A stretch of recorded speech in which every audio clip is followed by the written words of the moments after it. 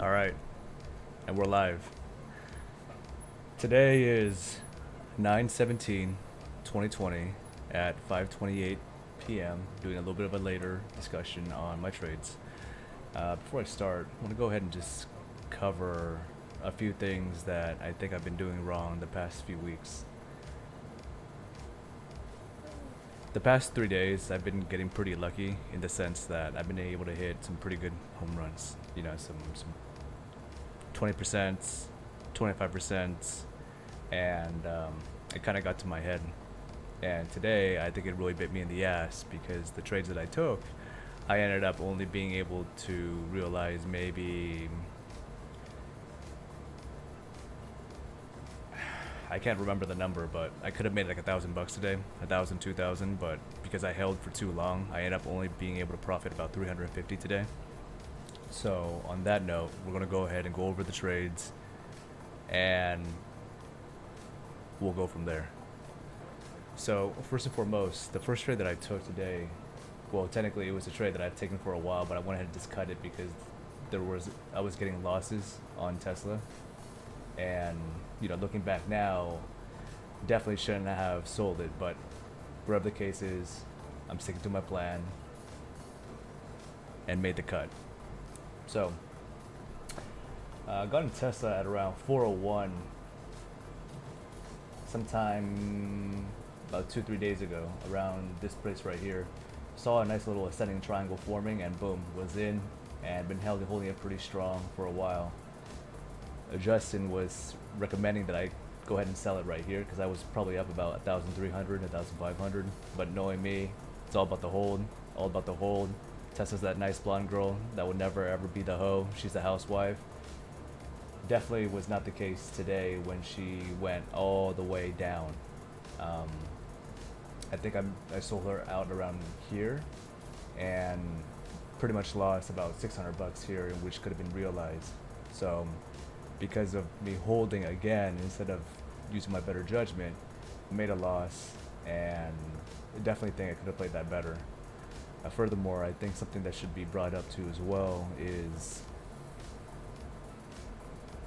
I can't see blue chip stocks as something I can ride till the end of time. There will be points where there will be pullbacks, and I need to do a better job when it comes to managing that pullback. So on that note, I think Farah and Help You Make Money was bringing up the fact that they were asking me about my risk and returns, and I said something along the lines of like 30 for 1, 20 for 1, 10 for 1, 40 for 1. So on that note, I think a middle ground I can probably take is I ride the initial investment and I go ahead and I secure, let's say, either 50% of the gains or 75% of the gains, and then I let the remaining 25% run. Or something I can do is just go ahead and keep my stop loss up. So that way I can also feel my degenerate side of me, which is, riding my winners, but also at the same time being able to just securing profits. Because again, I have lost a good amount of money today because I did not secure my profits. So on that note, we're done with Tesla here. Let's go ahead and move on to the next one, Workhorse, where I fucked up hard. Made a great trade on Workhorse around here. Well, dude, charts are messy as hell, but I went ahead and marked my entries for Workhorse. I got in right here, and then I got in right here, which is a little bit early. So I averaged out, and I think I had about maybe like 750 shares, and I rode it all the way up, ascending triangle, all that good news. And instead of actually watching Workhorse peak out right here and then go to the 1 minute chart to see kind of like how the price action is playing, seeing if there's any buyers that are supporting it, I just completely tuned it out and was watching VXRT and SRNE, which was a terrible mistake because those were the small paper cuts I was making the entire time that ate up into my profits. So on that note,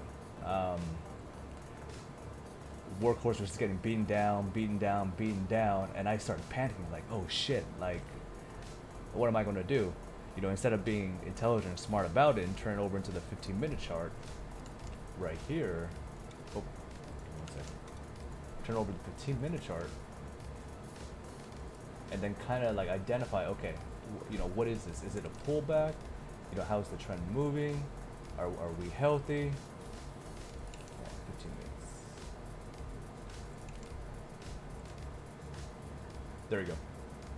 Instead of pulling to the 15-minute chart to be able to kind of identify, okay, where's the pullback? Right here.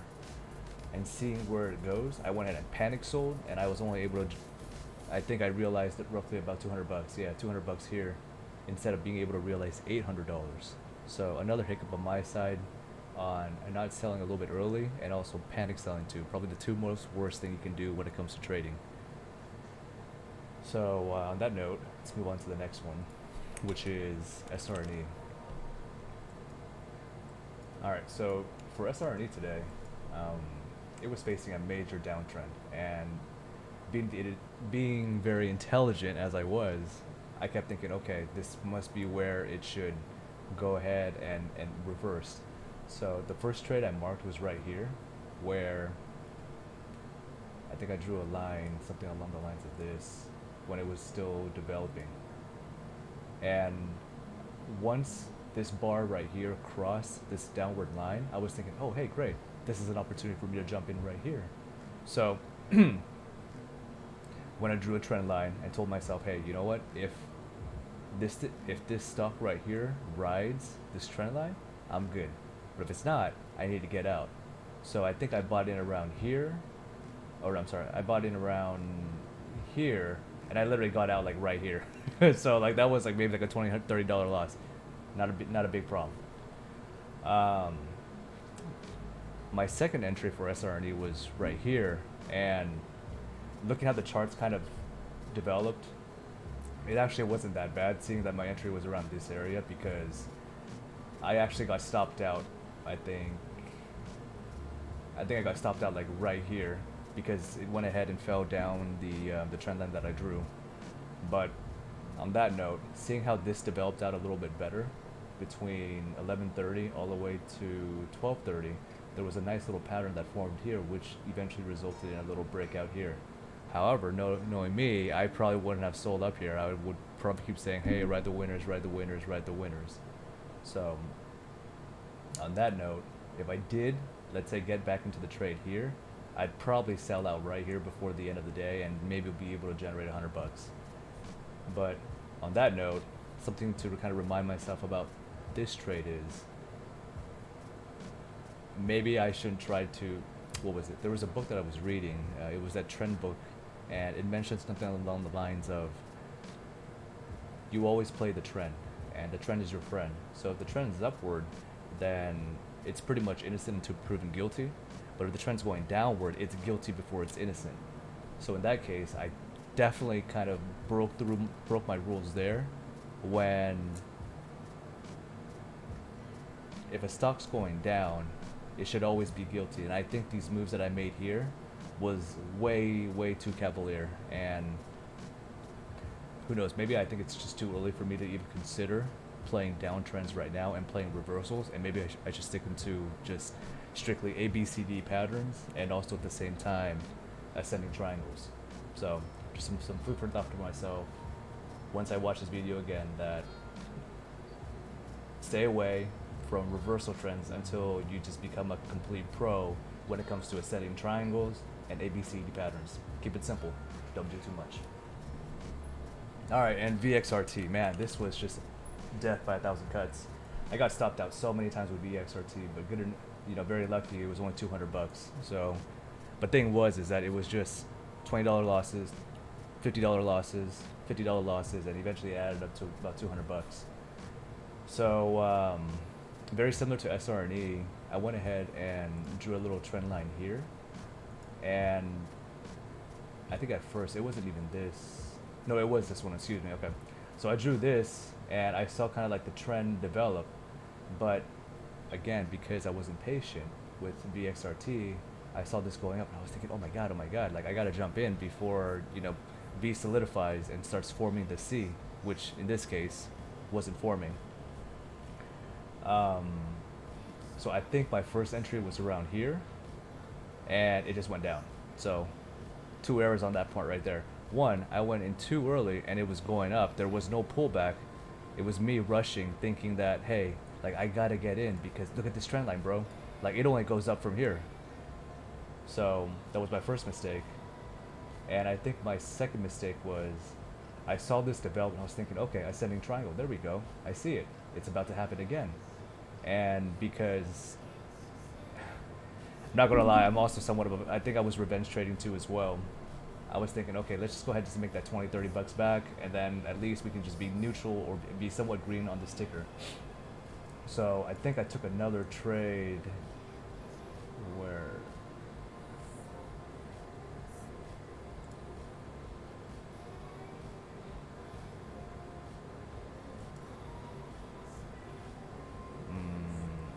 I I can't recall, but I think I took another trade like around here, maybe. And what ended up happening was this triangle broke down again, and I got stopped out. So, um, just kind of repeat the jargon that I said for SRNE. Let's go ahead and just trade uptrending stocks, where we're talking about the front side of the stock instead of working towards the back side of the stock on a downtrending stock, because the chances are is, once again, with any stocks that has a downtrend, it's guilty until it's proven innocent, and vice versa for any stock starts going up. Alright, and lastly, I got the Eno trade, which I went ahead and I sold it, I think, around here. So just kind of give a little bit of a little history background. I bought Eno about 1,000 shares the previous day, and it had a major run up. And I opened it up, and once I kind of saw how it was downtrending and how the S&P 500 was also tanking too as well, I just went and just put a stop loss at support right here at 1607, and very lucky. Once it did hit that stop loss, it just went down. It went all the way down to the ground. So I'm not saying that this is the way to go, but I think based off of the way that this graph over here ended, I think the smart thing would have been put a stop loss maybe 10%, 20% under this, and then see if it keeps riding up. Now, if it does ride up, great, fantastic, we made a great trade. But if it doesn't, then at least I'll be able to secure a little bit more of my gains. So over here, I think I was up, again, 200 bucks, but because I went ahead and sold it around down here, even though my entry was maybe like 1540 something, I lost out on about $245 worth of profits. So in short, was green for the day, which is fantastic, thanks to Tesla and Workhorse. But nonetheless, I think there was a lot of mistakes that were made, and I think it's mostly secure your profits, man. Secure your profits. Whether it be increasing my stop loss so I secure my profits for me, or whether it's to increase my stop loss for my broker to go ahead and secure the profits for me, or go ahead and just set like a hard stop loss, like, hey, you made 500 bucks, you made 600 bucks, let's go ahead and stop it there. If, let's say, the stock keeps going, or if you think that there is a strong uptrend, then just go ahead and secure at least 50% or 75% instead of exposing yourself to risk. So on that note, guys, thanks a lot for listening to me, and looking forward to finishing up the week on Friday green. All right, thank you.